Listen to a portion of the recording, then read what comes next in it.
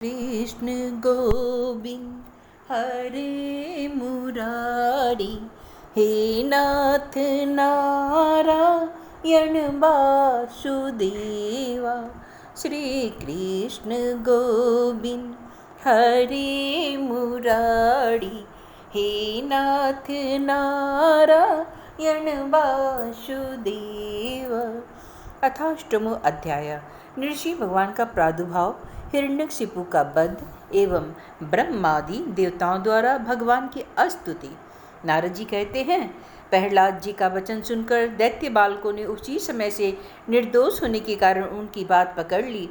गुरु जी की दूषित शिक्षा की ओर से उन्होंने ध्यान ही नहीं दिया। जब गुरु जी ने देखा उन सभी विद्यार्थियों की बुद्धि एकमात्र भगवान में स्थिर हो गई, तब वे बहुत घबराए और तुरंत हिरण्यकशिपु के पास जाकर निवेदन किया।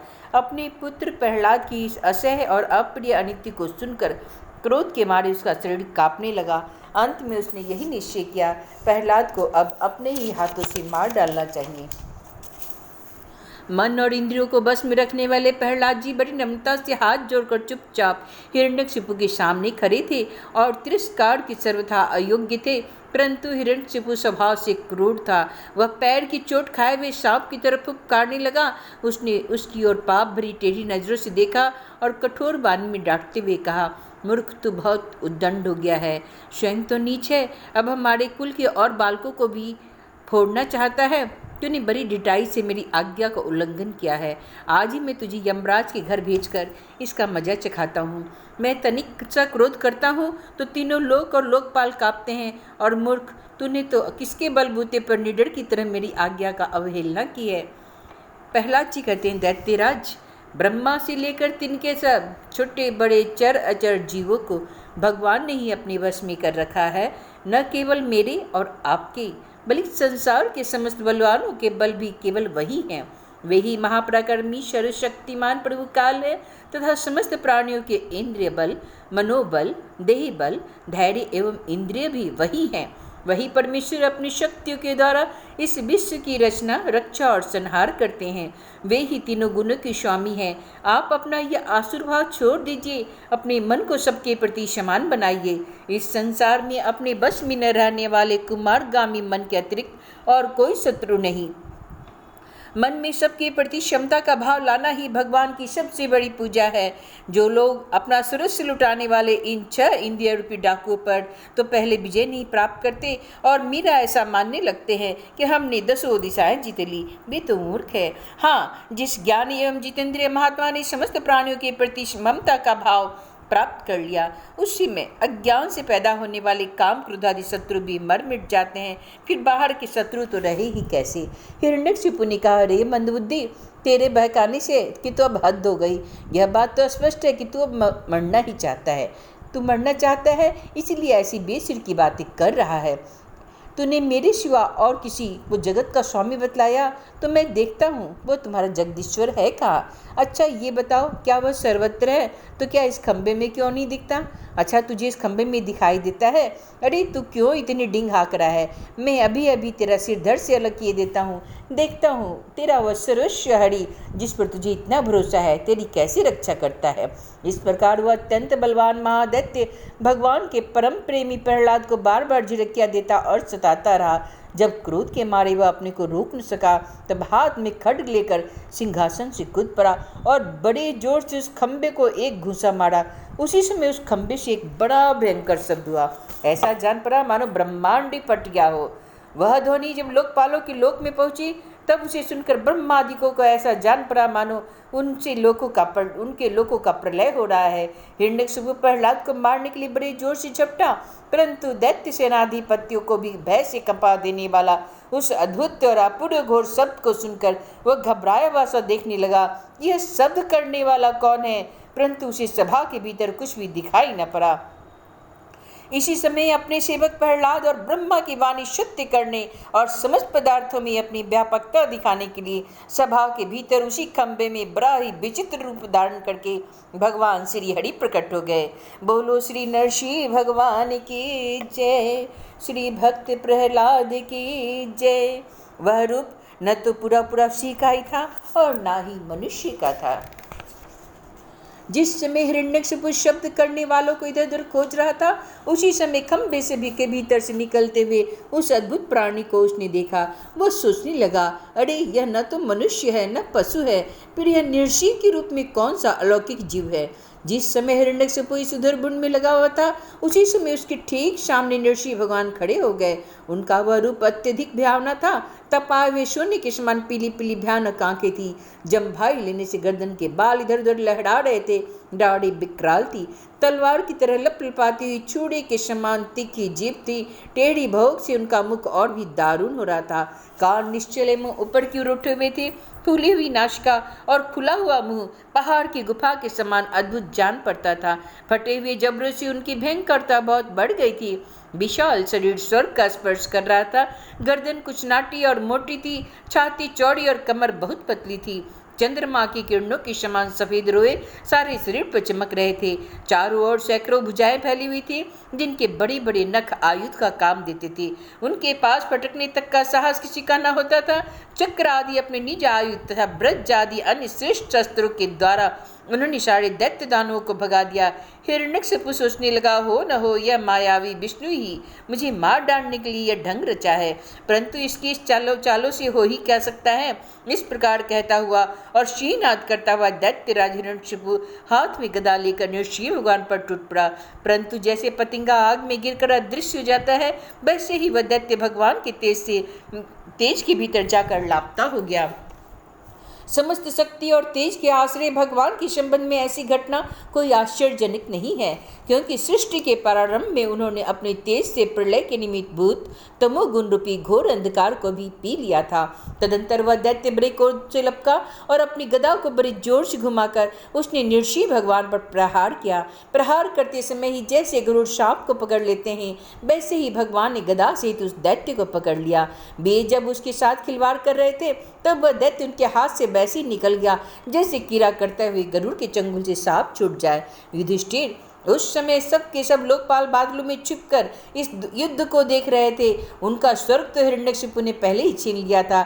जब उन्होंने देखा कि वह भगवान के हाथ से छूट गया, तब वे और डर गए। हिरण्यकशिपु ने भी यही समझा, नृसिंह ने मेरे बल से डर कर ही मुझे अपने हाथों से छोड़ दिया। इस विचार से उसकी थकान जाती रही और वह युद्ध के लिए ढाल तलवार लेकर फिर उनकी ओर दौड़ा। उस समय वह बाज की तरह बड़े बेग से ऊपर नीचे उछल कूद कर इस प्रकार ढाल तलवार के पैतरे बदलने रखा जैसे उस पर आक्रमण का कोई भी असर ही न मिले। तब भगवान ने बड़े ऊंचे स्वर से प्रचंड और भयंकर अट्टहास किया, जिससे हिरण्यकशिपु की आंखें बंद हो गईं। फिर बड़े बेग से झपटकर भगवान ने उसे ऐसे ही पकड़ लिया जैसे सांप चूहे को पकड़ता है।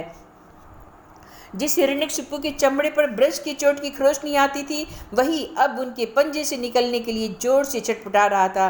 भगवान ने सभा के दरवाजे पर ले जाकर उसे अपनी जांघों पर गिरा लिया और खेल खेल में अपने नखों से उसी प्रकार फाड़ डाला जैसे गरुड़ महाभीषण सांप को चीर डालते हैं। उस समय उनकी क्रोध से भरी विकराल आंखों की ओर देखा नहीं जाता था। वे अपनी लपलपाती हुई जीभ से फैले हुए मुंह के दोनों कोने चाट रहे थे। खून के छींटों से उनका मुंह और गर्दन के बाल लाल हो रहे थे।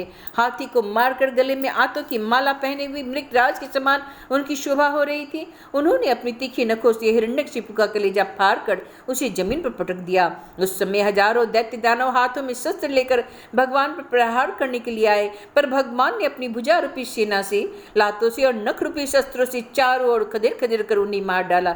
युधिष्ठिर उस समय भगवान नृसिंह के गर्दन बालों के फटकार से बादल तितर बितर होने लगे।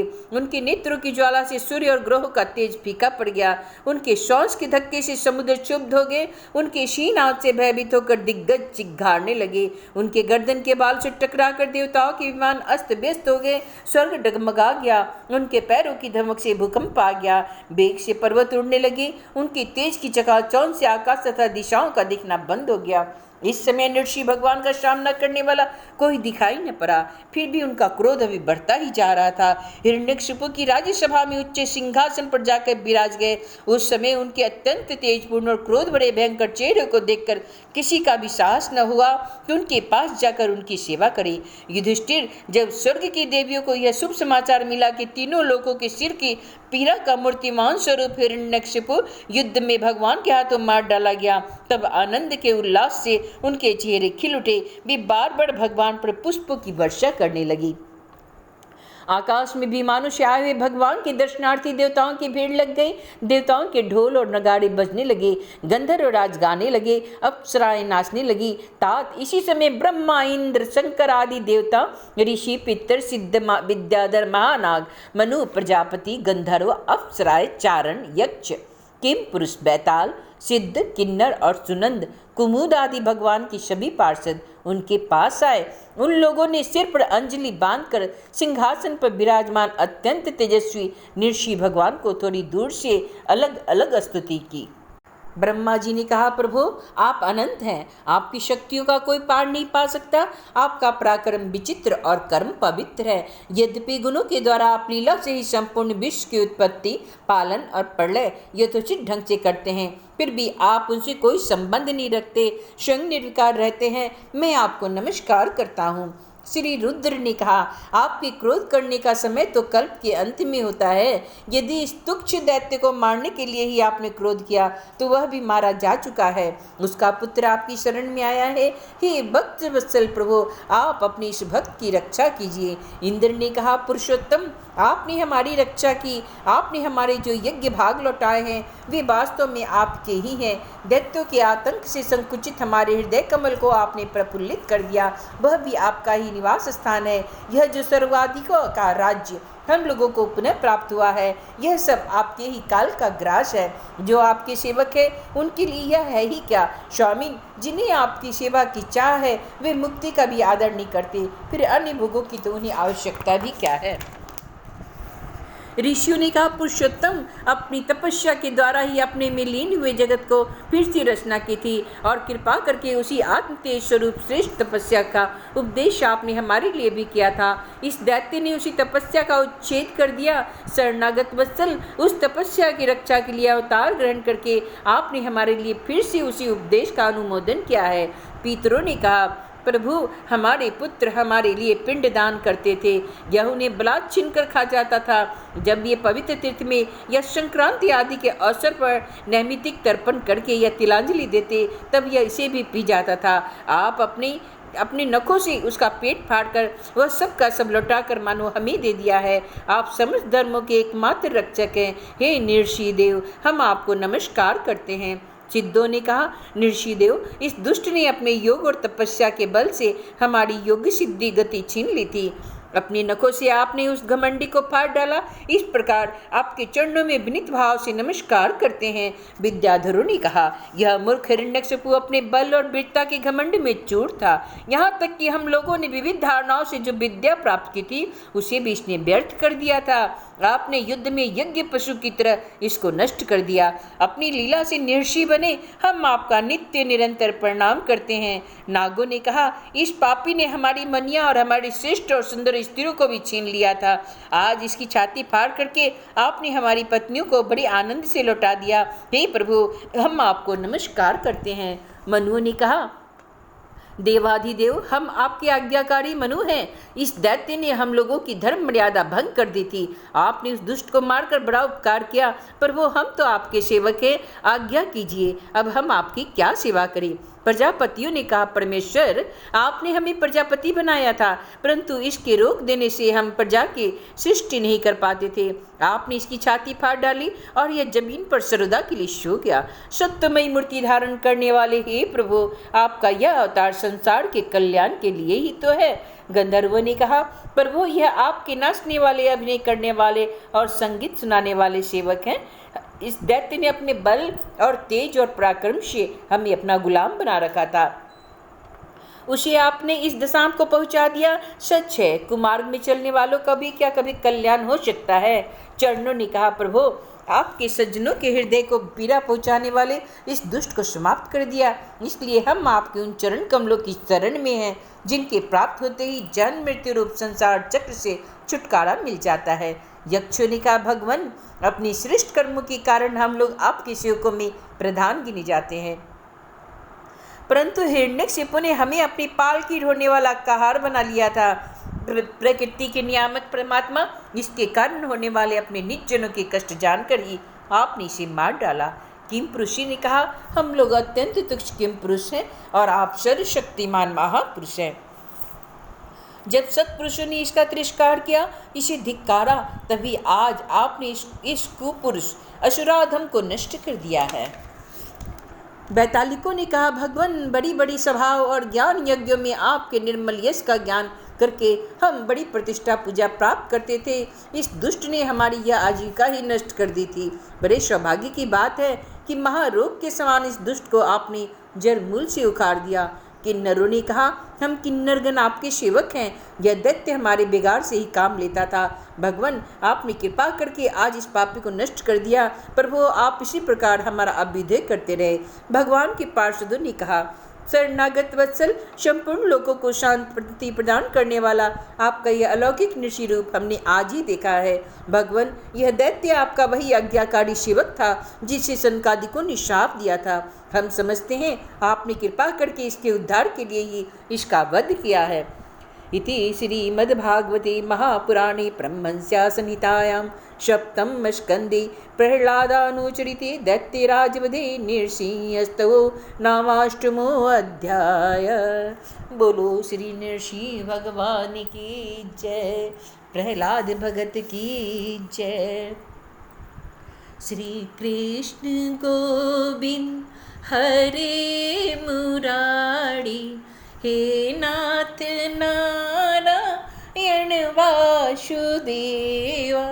श्री कृष्ण गोविंद हरे मुरारी, हे नाथ नारायण वासुदेवा।